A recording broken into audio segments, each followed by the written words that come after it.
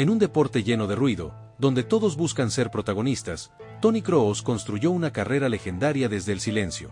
Un jugador que no necesitaba gritar ni mostrar gestos exagerados, porque a diferencia del resto, él hablaba con la pelota. Mientras otros corrían para llamar la atención, hacían bicicletas, o simplemente vendían humo con regates imposibles. Kroos simplemente esperaba, veía, analizaba, para luego ejecutar con la frialdad de un científico y la precisión de un láser. Su fútbol era otra cosa, un idioma distinto. Su historia no empezó en un gigante europeo. Su transformación real nació en el Bayer Leverkusen, cuando fue cedido desde el Bayern Múnich. Ese año fue clave. Dejó de ser el chico de la cantera para convertirse en el jugador que controlaba un partido desde cualquier zona del campo.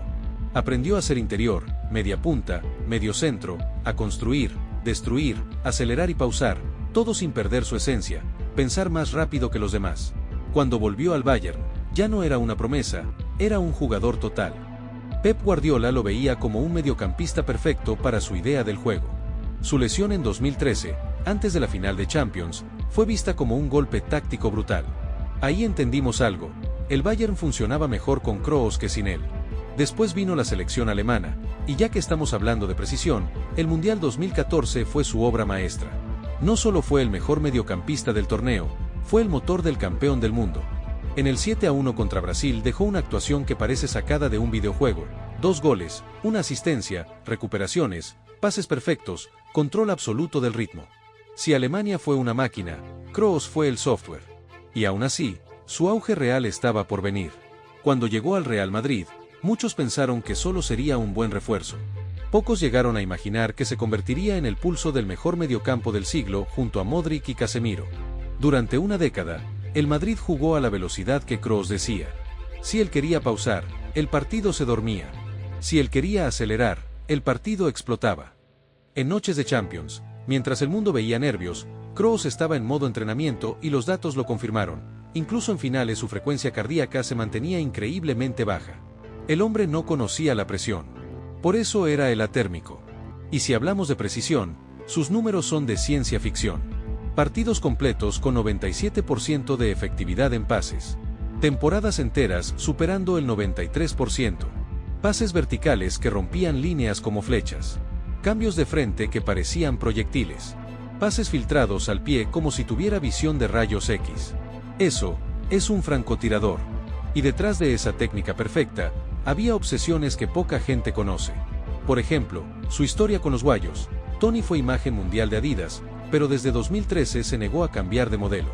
Usó el mismo par, Adidas 11 Pro, durante más de 10 años, incluso cuando la marca dejó de fabricarlo. Tuvieron que hacerle pares especiales. Para Kroos, cambiar de guayos significaba arriesgar la precisión, y la precisión era su identidad. Otro detalle poco contado, cuando era joven, entrenaba puntería derribando vasos de plástico sin romperlos. Ese ejercicio moldeó uno de los golpes más limpios de este siglo. Con un palmarés de 30 títulos oficiales, destacando el Mundial de Brasil 2014, 6 Champions, 6 Mundiales de Clubes, 7 títulos de Liga entre su paso por el Bayern Múnich y el Real Madrid, 5 Supercopas de Europa y una gran cantidad de títulos tanto colectivos como individuales. Por eso nunca necesitó pegar fuerte. Kroos prefería la técnica, la curva, la dirección. Lo suyo no eran bombazos, eran cirugías.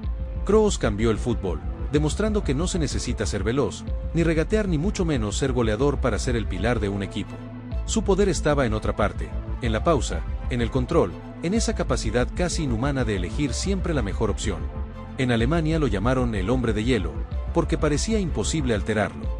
Y en España, simplemente lo bautizaron atérmico, un futbolista incapaz de sentir presión, nervios o desesperación.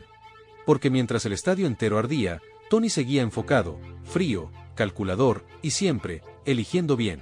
Aunque para muchos fue simplemente el francotirador alemán, porque cada pase suyo parecía calculado con regla y compás. No pateaba fuerte, pateaba exacto. No corría el partido, lo gobernaba. Nunca fue el más mediático, nunca buscó los focos, pero los equipos que lo tuvieron giraron alrededor de él. Entrenadores distintos, estilos distintos, épocas distintas, y siempre el mismo resultado. Con Kroos en el campo, el fútbol tenía sentido. Y aunque todo indicaba que podía seguir varios años más, decidió retirarse en su mejor versión. Se retiró siendo el mediocampista más completo, más lúcido, más preciso del planeta. Se retiró sin bajar el nivel. Se retiró después de volver a ganar. Se retiró a su manera. Sin drama. Sin lágrimas. Sin buscar un último contrato. Solo Kroos, siendo Kroos, el hombre que hacía lo correcto, en el momento correcto. Porque Toni Kroos no necesitó velocidad. No necesitó regates. No necesitó músculo. Dominó el fútbol desde la cabeza. Dominó el fútbol desde la calma. Dominó el fútbol, como un francotirador domina el silencio. Toni Kroos no jugaba al fútbol. Lo ordenaba. Y por eso, a pesar de ya no estar en la cancha, sus pases siguen sonando como música. Porque Toni nunca fue ruido. Fue precisión.